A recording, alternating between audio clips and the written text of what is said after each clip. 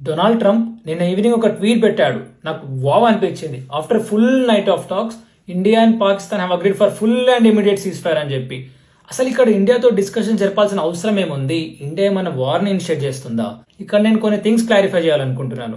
Number 1, Pahalgam attack జరగకపోయి ఉంటే అసలు operation Sindoor కానీ ఇప్పుడు ఏవైతే ఈవెంట్స్ జరుగుతున్నాయో అవన్నీ ఉండేటివే కాదు. నెంబర్ 2, మనము క్లియర్ గా ఎవరైతే సరే టెర్రరిస్టులు మన పైన అటాక్ చేశారో వాళ్ళ క్యాంప్లని మాత్రమే అటాక్ చేసినాము.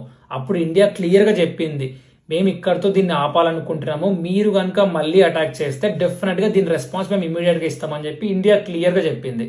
నెంబర్ 3, అయినా కూడా పాకిస్తాన్ ఏదో విధంగా అటాక్ చేయాలని చెప్పి ట్రై చేస్తుంటే మన ఇండియన్ ఆర్మీ అవన్నీ తిరిగి కొట్టేస్తుంది. ఇది నెంబర్ 3. నెంబర్ 4, మనమేమో పాకిస్తాన్ ని ఎకనామిక్ గా ఐసోలేట్ చేయాలని చెప్పి మనం ట్రై చేస్తుంటే ఒక దిక్కు ఇండస్ వాటర్ ట్రీటీని సస్పెండ్ చేసినాము. అలాంటిది అమెరికా మొన్న నైట్ పాకిస్తాన్ కి $1 బిలియన్ అప్రూవ్ చేసింది through IMF, international monetary fund ద్వారా. ఇంకా దీన్ని ఏమనాలి? నెంబర్ 5, సీజ్ ఫైర్ అనేది ఇప్పుడు కొత్తగా వచ్చిందేమి కాదు. 1949లో యునైటెడ్ నేషన్స్ మీడియేట్ చేసి ఇండియా పాకిస్తాన్ మధ్యలో సీజ్ ఫైర్ పెట్టినందుకే లైన్ ఆఫ్ కంట్రోల్ అనేది ఒకటి ఉంది. ఆ లైన్ ఆఫ్ కంట్రోల్ దగ్గర పాకిస్తాన్ ఆర్మీ, ఇండియన్ ఆర్మీ అనేది ఉంటది. ఆ సీజ్ ఫైర్ ఉన్నా కూడా మనం ఎన్ని టెర్రరిస్ట్ అటాక్ చూడలేదు ఇన్ని ఇయర్స్ లో.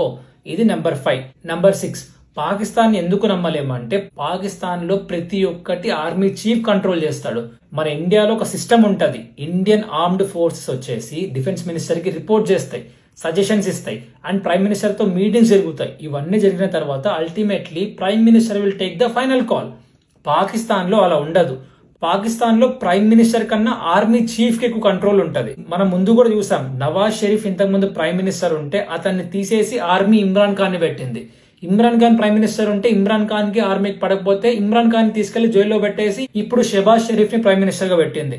ఇప్పుడు ఆర్మీ అనుకుంటే ఆ షెబాజ్ షరీఫ్ ని తీసి ఇంకొకరిని పెట్టగలుగుతుంది. కాబట్టి అక్కడ ప్రైమ్ మినిస్టర్ చేతిలో ఫైనల్ డిసిషన్ ఉండదు, ఆర్మీ చీఫ్ ఫైనల్ డిసిషన్ తీసుకుంటాడు. ఇది నెంబర్ 6. నెంబర్ 7, అమెరికా అనేది చాలా న్యూట్రల్ గా బిహేవ్ చేస్తుంది. ఎందుకంటే అమెరికాకి పాకిస్తాన్ అనేది చాలా ఓల్డ్ ఫ్రెండ్ అండ్ చాలా పెద్ద క్లయింట్ కూడా. పాకిస్తాన్ వెపన్స్ అన్ని అమెరికా దగ్గర నుంచే కొంటది. కాబట్టి అమెరికాకి పాకిస్తాన్ తో అవసరం ఉంది, అలానే ఇండియాతో కూడా అవసరం ఉంది. వాళ్ళదేం పోయేది ఉంది. డెఫినెట్ గా ఇండియా అండ్ పాకిస్తాన్ మధ్య న్యూట్రల్ గానే ఉంటారు. అదే అటాక్ అమెరికాలో జరుగుంటే కనుక డొనాల్డ్ ట్రంప్ ఇలానే ఊరుకుంటేటోడా? మనం ఆల్రెడీ చూసాం 2001లో 9/11 అటాక్స్ జరిగినప్పుడు అమెరికా అలానే ఊరుకుందా?